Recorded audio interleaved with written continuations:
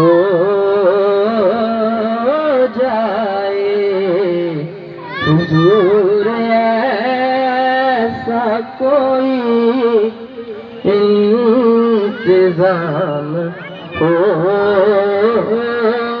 جائے سلام کے لیے حاضر غلام ہو جائے.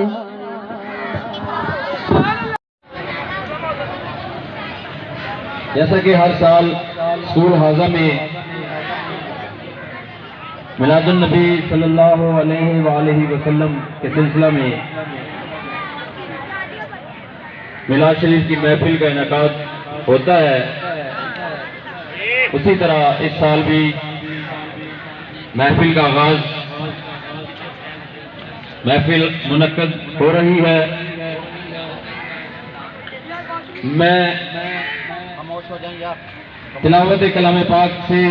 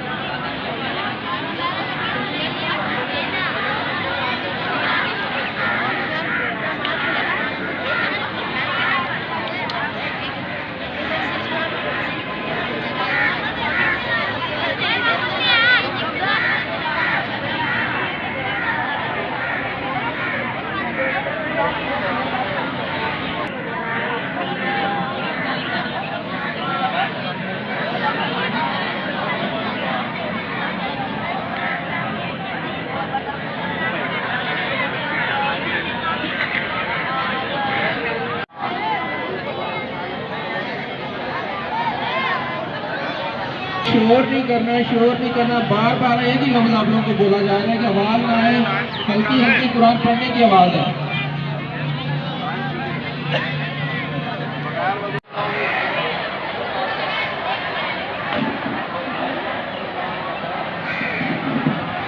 آپ ایک مشیر صاحب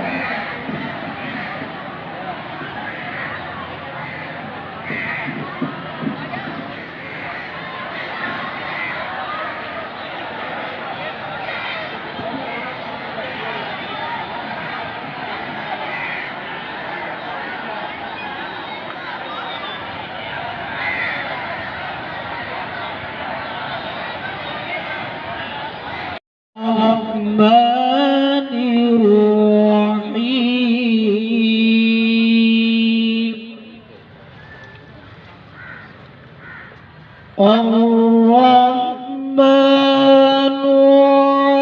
علم القرآن خلق الإنسان علمه البيان الشمس والقمر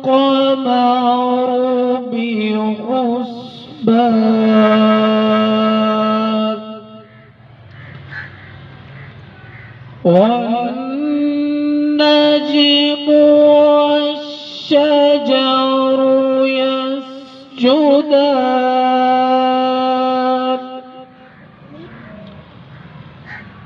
والسماء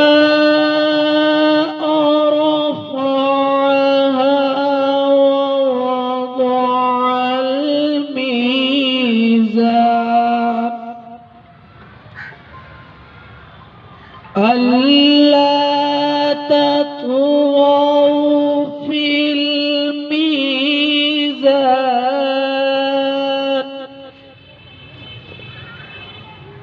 وأقيموا الوزن بالقسط ولا تخسروا الميزان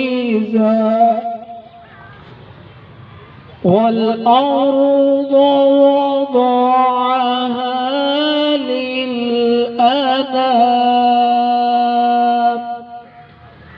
صدق الله العظيم. الشيطان الرجيم.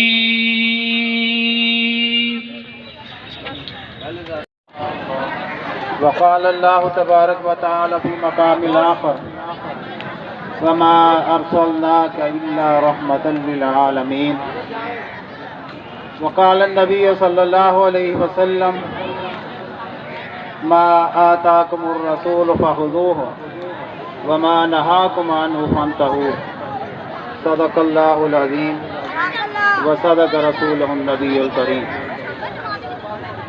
اگر بچے ذرا خاموشی سے بیٹھیں گے تو میں کچھ بیان بھی کر دوں گا، اور ہم موٹے موٹے گلے والے کوئی باقاعدہ سپیکر تو ہے نہیں، کوئی خطیب تو ہے نہیں کہ ہماری آواز آپ کو خاموش کروا دے.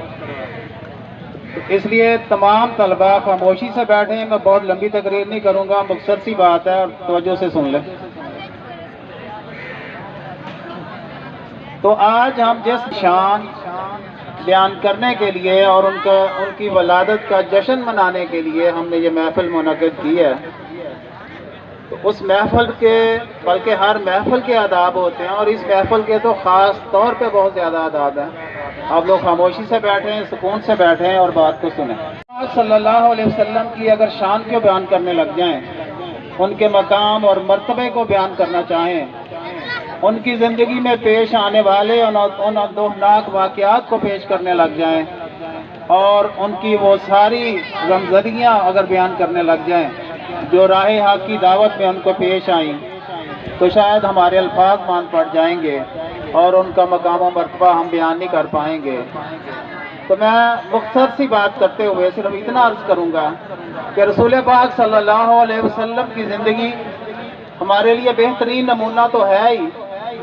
ہم دیکھتے ہیں کہ آپ صلی اللہ علیہ وسلم بطور ایک بچے کے، بطور ایک والد کے، بطور ایک معلم کے، بطور ایک حکمران کے، اور بطور ایک چیف جسٹس کے، ایک جرنیل کے، زندگی کا کوئی شعبہ ایسا نہیں ہے جہاں پہ آپ صلی اللہ علیہ وسلم نے ہماری رہنمائی نہ کی ہو.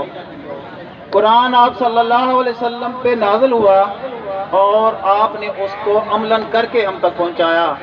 حضرت عائشہ خدیجہ رضی اللہ تعالی عنہ سے کسی نے پوچھا کہ رسول پاک صلی اللہ علیہ وسلم کی سیرت بیان کیجیے، تو انہوں نے فرمایا کہ پورا قرآن ہی آپ صلی اللہ علیہ وسلم کی سیرت اور خلق ہے. تو یہ ساری چیزیں بیان کرنے کا مقصد یہ ہوتا ہے کہ اس دن ہم اپنی زندگیوں کا جائزہ لیں کہ ہم نے اپنے اندر کیا بدلاؤ لایا.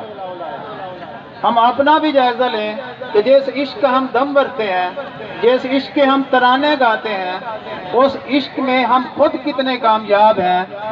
کیا زبان سے عشق عشق کہہ دینا اور عشق کے نعرے لگا لینا ہی عشق ہوتا ہے، یا عملاً کر کے دکھانا عشق ہوتا ہے؟ اصل عشق یہی ہے کہ رسول پاک صلی اللہ علیہ وسلم نے جو فرامین ہم تک پہنچائے، جن باتوں پہ، قرآن کی جن آیات پہ، بلکہ ہر آیت پہ جو عمل کر کے دکھایا اور ہمیں کرنے کا حکم دیا، اس پہ ہم بھی عمل کریں، اور جن باتوں سے رسول پاک صلی اللہ علیہ وسلم نے ہمیں منع فرمایا ان سے ہم منع ہو جائیں. اصل زندگی کا مقصد ہی یہ ہے کہ میں اسی لیے مسلمان، اسی لیے نمازی، کہ جس دین کا، جس کلمے کا ہم نے اقرار کیا ہے، اس کا عملاً جو ہے وہ یہی ہمارا کام ہے ہماری زندگیوں میں کہ رسول پاک صلی اللہ علیہ وسلم جو کچھ لے کے آئے، جو کچھ انہوں نے ہمیں کر کے دکھایا، اس پہ ہم عمل کریں، اور یہ چیز سے انہوں نے ہمیں منع کیا اس سے ہم باز آ جائیں۔ تو یہی رسول پاک صلی اللہ علیہ وسلم کی اطاعت، اللہ تعالیٰ نے فرمایا کہ دراصل خدا کی اطاعت ہے، کیونکہ اللہ کا رسول اپنی طرف سے کچھ نہیں کہتا، جو بھی کہتا ہے وہ اللہ کی طرف سے ہوتا ہے یا ان کے ذہن میں ڈال دیا جاتا ہے۔ تو اسی پہ میں اپنی بات کو ختم کرتا ہوں، اور ہمیں چاہیے کہ ہم آئندہ کے لیے، صرف ایک سال کے لیے نہیں بلکہ پوری زندگی کے لیے یہ مصمم ارادہ کریں کہ ہمیں اپنی زندگی رسول پاک صلی اللہ علیہ وسلم کی اطاعت و فرمانبرداری میں گزارنی ہے، اور اس کے خلاف ہم نے نہیں جانا۔ اللہ تعالی ہمیں عمل کی توفیق عطا فرمائے۔ وما علینا الا البلاغ المبین۔ الرحمن الرحیم ان اللہ وملائکتہ یصلون علی النبی یا ایہا الذین آمنوا صلوا علیہ وسلموا تسلیما۔ جناب محترم صدر مجلس پرنسپل اسکول حاضہ، میرے عزیز معزز ٹیچر ساتھیوں، میرے عزیز طلباء، میں نے آپ کے سامنے سورۃ الاحزاب کی 2 آیات تلاوت کی ہیں۔ تو جب قرآن پڑھا جاتا ہے یا دین اسلام کی کوئی بات کی جاتی ہے تو ادب اور خاموشی سے سنتے ہیں، اور یہ جو آج ہم نے محفل سجائی ہے یہ کوئی پہلی مرتبہ ایسی محفل نہیں ہو رہی، جگہ جگہ محلے محلے گلی گلی دنیا کے مختلف علاقوں میں یہ محفل ہوتی ہے۔ تو یہ اس کا طریقہ کار تھوڑا سا جو ہے نا وہ ہمیں چینج کرنا پڑے گا۔ سب سے پہلی بات تو میں یہ ریکویسٹ کروں گا کہ اس میں ادب بہت ضروری ہے۔ کوئی بھی محفل ہو جہاں 4 لوگ بیٹھ کر بات کر رہے ہوں، ادب آداب کا خیال رکھنا بہت ضروری ہے۔ دوسری بات کہ ہمارے معزز ٹیچرز میرے بھائی ہیں، مائنڈ نہ کریں تو ان کو بھی تھوڑا سا اپنا رول پلے کرنا چاہیے۔ اس محفل میلاد میں جہاں ہم بیٹھے ہوئے ہیں یہاں پہ ان کو تشریف رکھنی چاہیے۔ اگر ہم یہاں تشریف نہیں رکھیں گے، یہاں نہیں بیٹھیں گے تو ان بچوں کو ہم کیا سمجھائیں گے، ان بچوں کو ہم کیا درس دیں گے؟ ہم نبی صلی اللہ علیہ وآلہ وسلم کی اس دنیا میں آمد کی خوشی منا رہے ہیں، تو پھر پیٹ میں وٹ کیوں رکھتے ہیں؟ اکٹھے ہو کر بیٹھے، خاموشی سے بیٹھے۔ اور جو میرے معزز بھائی اساتذہ کرام مائنڈ نہ کریں، یہاں سے اٹھ کر چلے گئے ہیں، خسک الذین ہو گئے ہیں، وہ واپس تشریف لے آئے۔ تو میں صدر مجلس جناب پرنسپل صاحب سے اجازت لوں گا کہ 2-4 منٹ مجھے ٹائم دیا جائے کہ میں کوئی اس موضوع پہ بات کر سکوں۔ میں کوئی عالم مفسر نہیں ہوں جو لچھے دار تقریر کروں اور آپ لوگ جو ہے نعرے بازی کرتے رہے۔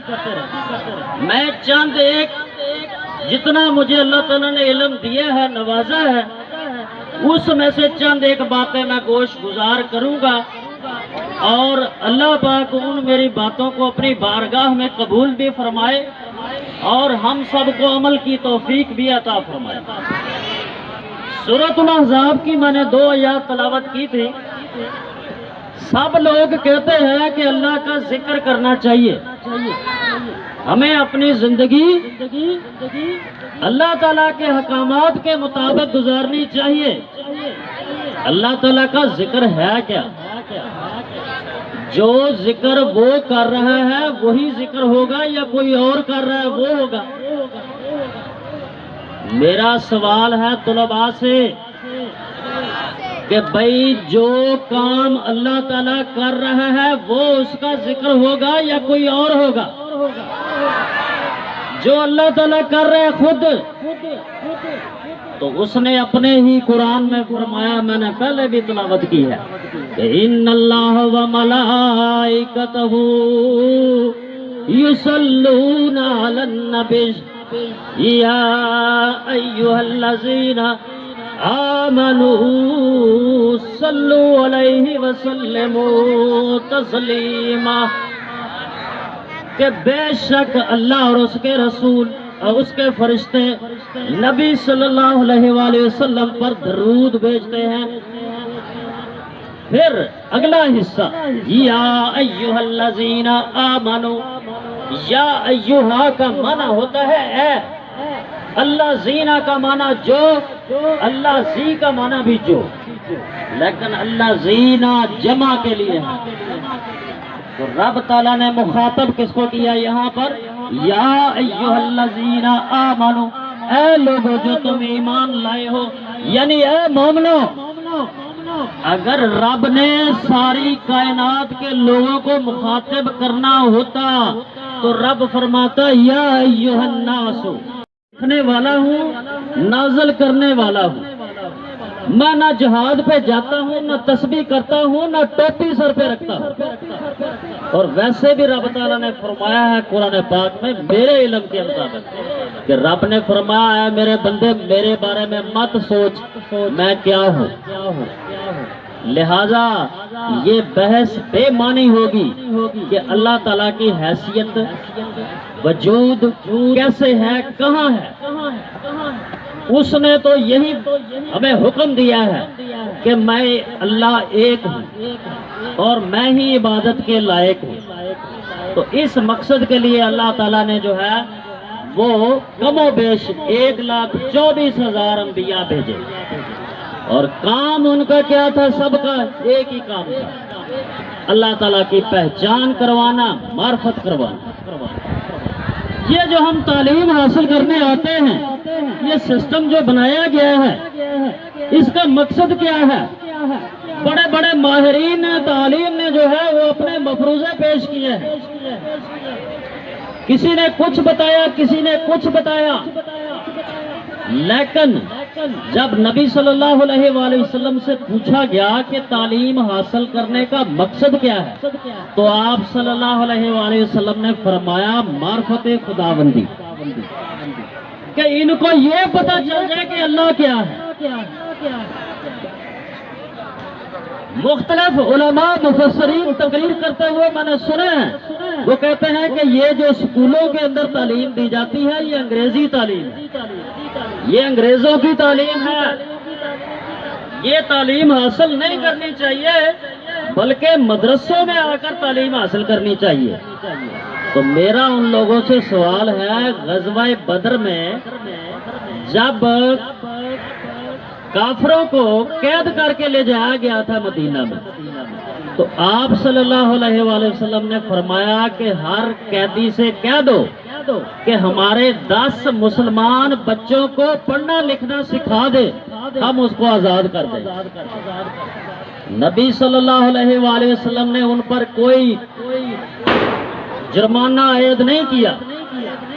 اب یہاں پر بھی ایک سوال ہے میرا آپ سے، عزیز طلباء توجہ کریں، تو کیا وہ کافر قیدی جو تھے انہوں نے مسلمان کے بچوں کو تعلیم قرآن کی دینی تھی؟ آپ لوگوں سے میرا سوال ہے، ان کافر قیدیوں نے قرآن کی، اسلام کی، دین کی، اللہ کی تعلیم دینی تھی؟ وہ تو ویسے ہی انکاری تھے۔ اگر اس چیز کی اہمیت نہ ہوتی اس تعلیم کی تو نبی صلی اللہ علیہ وآلہ وسلم کوئی اور شرط رکھ دیتے۔ ہم یہ محفل میلاد منا رہے ہیں، محفل میلاد منانے کا مقصد یہ ہے کہ ہم نے نبی صلی اللہ علیہ وآلہ وسلم کے احکامات کو اپنے اس جثے کے اوپر، اپنے وجود کے اوپر لاگو کرنا ہے۔ لیکن بڑے افسوس کے ساتھ کہنا پڑ رہا ہے، ہمارے گھروں میں، ہمارے اداروں میں، ہر جگہ ہم نے نبی صلی اللہ علیہ وآلہ وسلم کے احکامات کو ترک کر دیا۔ آج کل تو جہاں بھی دیکھیں ایک ہی چیز نظر آ رہی ہے کہ مولوی کے ہاتھ میں دیکھیں تو ٹچ، مامے کے ہاتھ میں دیکھیں تو ٹچ، چاچے کے ہاتھ میں دیکھیں تو ٹچ، بینک میں جائیں تو ٹچ، وابڈا میں جائیں تو ٹچ، نادرا میں جائیں تو ٹچ، سکول میں جائیں تو ٹچ، ٹیچر کے ہاتھ میں ہے تو ٹچ، پرنسپل کے ہاتھ میں ہے تو ٹچ، افسر کے ہاتھ میں ہے تو ٹچ، مولوی کے ہاتھ میں ہے تو ٹچ۔ اور بھائی ہم تو ساری مسلمان جو ہے ٹچ موبائل کے پیچھے لگ گئے۔ تو یہ لمحہ فکریہ ہے ہمارے لیے، سب کے لیے یہ لمحہ فکریہ ہے۔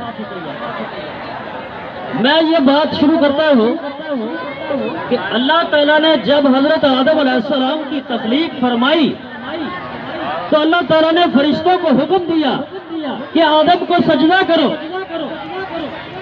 سارے فرشتے سجدے میں جھک گئے ماں سوائے ایک فرشتے کے، اور وہ فرشتہ کون تھا؟ سارے فرشتوں کا سردار تھا۔ 200 کروڑ سال کی عبادت تھی اس کی۔ اس نے کہا کہ میں تو آدم کو سجدہ نہیں کرتا، یا رب العالمین تو نے اس کو مٹی سے پیدا کیا، میں اس کو سجدہ کیوں کروں؟ تو رب تعالیٰ نے فرمایا جا دفع۔ اور اگر ہم احکامات پر عمل نہیں کریں گے تو پھر ہم کیا ٹھہریں گے؟ سارے فرشتے دوسری بار دوبارہ سجدے میں گر گئے۔ کس لیے؟ انہوں نے اللہ پاک کا شکر ادا کیا کہ ہم جو ہے شیطان مردود سے بچ گئے ہیں، اس لیے انہوں نے شکرانے کے طور پر دوسرا سجدہ کیا۔ اس لیے نماز کی ہر رکعت میں 2 سجدے۔ میرے علم کے مطابق میں اتنا بڑا عالم مفسر نہیں ہوں، ہو سکتا ہے کوئی اور بات بھی ہو تو میری وہ کریکشن بھی کر سکتا ہے، میں انشاءاللہ اس کی کریکشن کو اگر ٹھیک ہوگی تو مانوں گا۔ تو فرشتوں نے جو ہے وہ دوسرا سجدہ کیا۔ اس کے بعد شیطان مردود، اس کا نام ابلیس تھا، جس کے بارے میں اللہ تعالیٰ نے قرآن میں بھی فرمایا ہے کہ یہ تمہارا کھلا دشمن ہے، اس سے بچ کر رہنا۔ کہتا کہ اللہ مجھے چھٹی دے، قیامت تک میں تیرے لوگوں کو گمراہ کروں گا۔ رب نے فرمایا جا، میں نے تجھے طاقت بھی دی، تمہیں چھٹی بھی دی، جا تو جا کے کر گمراہ، لیکن جو میرے بندے ہوں گے تو ان کو گمراہ نہیں کر سکے۔ تو اب ہمیں فیصلہ کرنا ہے کہ ہم کس کے بندے ہیں۔ وہ کہتے ہیں کہ ماہ رمضان جب آتا ہے تو شیطان کو قید کر دیا جاتا ہے۔ تو کسی نے شیطان سے پوچھا کہ ماہ رمضان میں آپ کو قید کر دیا جاتا ہے، یہ مسلمان بھی غیر مسلم بھی سب اپنے اپنے عقیدے کے مطابق جو جو پہلے کر رہے تھے اب بھی کر رہے ہیں۔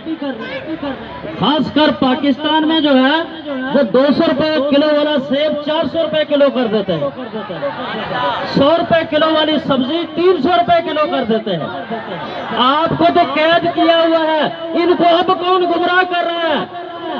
وہ کہتا سارا سال تو میں آزاد ہوتا ہوں تو اپنے چمچے چیلے پیدا کرتا رہتا ہوں، تو میرے یہ چمچے چیلے اب وہ کام میرا کر رہے ہیں، لہذا مجھے 1 مہینے قید ہونے سے کوئی فرق نہیں پڑتا۔ تو پھر عزیز طلباء ہمیں جو ہے یہ سوچنا ہوگا کہ ہمیں اس شیطان نے جو باتیں کی ہیں ان سے کس طریقے سے بچنا ہے۔ دوسری بات کی طرف میں آتا ہوں، یہ تو حضرت آدم علیہ السلام اور فرشتوں کی بات تھی۔ وہ ایک فرشتہ شیطان مردود ٹھہرا۔ اللہ تعالیٰ کے پاس فرشتے اتنے ہیں، بیت المعمور کا طواف کرتے ہیں فرشتے ہر وقت۔ میں نے احادیث مبارکہ میں پڑھا ہے، رسول اللہ صلی اللہ علیہ وآلہ وسلم نے فرمایا کہ اللہ تعالیٰ کے فرشتوں کی تعداد اتنی ہے کہ ایک وقت میں 70,000 فرشتہ بیت المعمور اس کا طواف کر رہا ہوتا ہے، اور جو ایک بار طواف کر کے چلا جاتا ہے قیامت تک اس کی دوبارہ باری نہیں آئے گی۔ 70,000 فرشتہ ایک وقت میں طواف کرتا ہے. جو ایک بار طواف کر گیا قیامت تک اس کی باری نہیں آئے گی.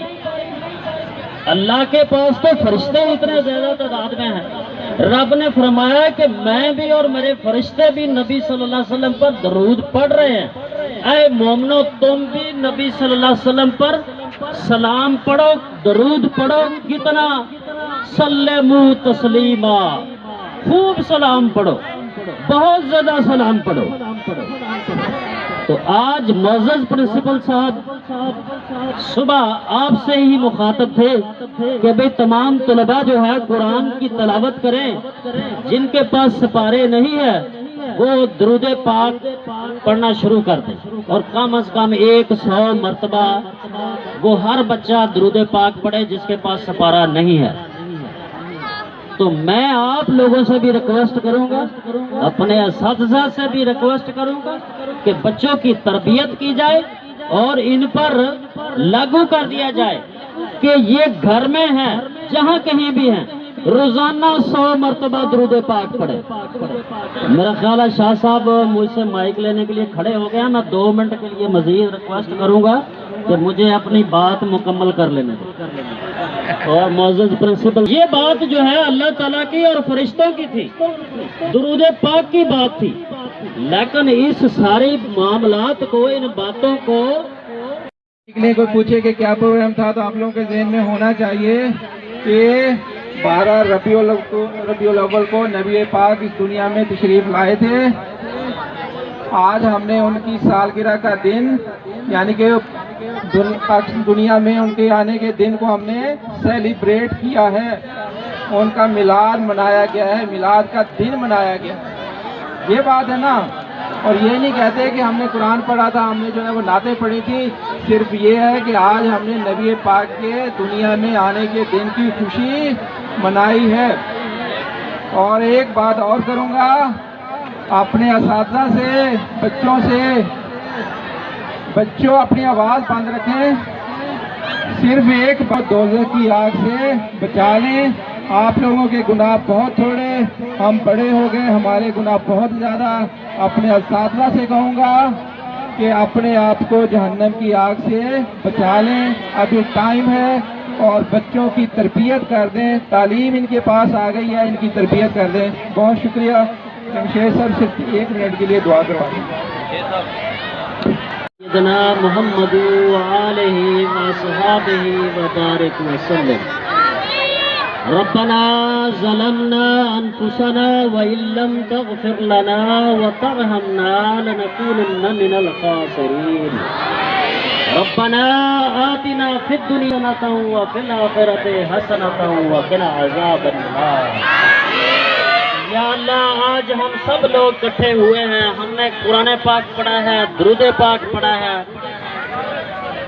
یا اللہ, اور جو کچھ بھی جس نے پڑھا ہے تیری پاک کلام سے پڑھا ہے, یا اللہ اپنی بارگاہ میں شرف قبولیت عطا فرما. کا اصل مقصد سمجھا دے. یا اللہ ہمیں نہیں پتہ لگتا, ہم بڑے بھولے بھلکڑ لوگ ہیں, ہمیں دنیا داری کی ہر بات کا پتہ لگ جاتا ہے, تیرے دین کی باتوں کی ہمیں سمجھ نہیں آتی. تو ہمیں سمجھ جائے. یا اللہ اس دنیا میں گھروں میں جو پریشانیاں ہیں ان کو دور فرما, جو بیمار ہیں ان سب کو شفاء کاملہ عاجلہ نصیب فرما. ہمارے اس ادارے کو دن دگنی رات چگنی ترقی عطا فرما. ہمارے وطن عزیز کو قائم و دائم فرما.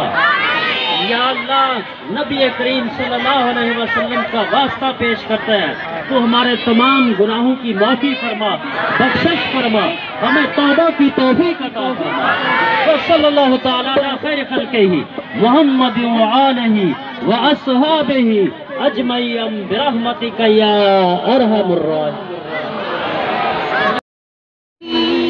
امتی تیری قسمت بینا ہو سلام شمائے بز میں ہدایت پینا ہو سلام. جن کے بابا علی, جن کے نانا نبی, جن کے بابا علی, جن کے نانا نبی, اس حسین ابن حیدر پہ بے حد سلام، شمع بز میں ہدایت پہ بے حد سلام، مصطفیٰ جان رحمت پہ بے حد سلام۔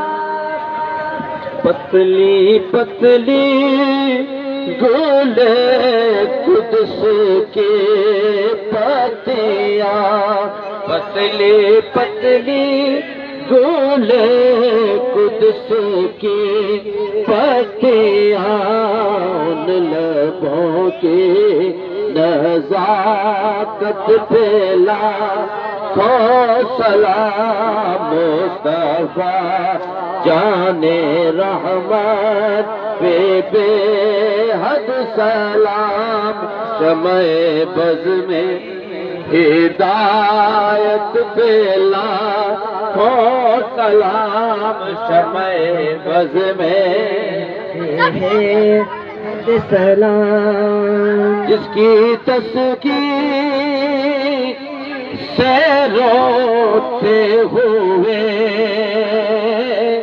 ہنس پڑے، جس کی تسکین سے روتے ہوئے عادت پہ لاکھوں سلام، مصطفیٰ جان رحمت سلام۔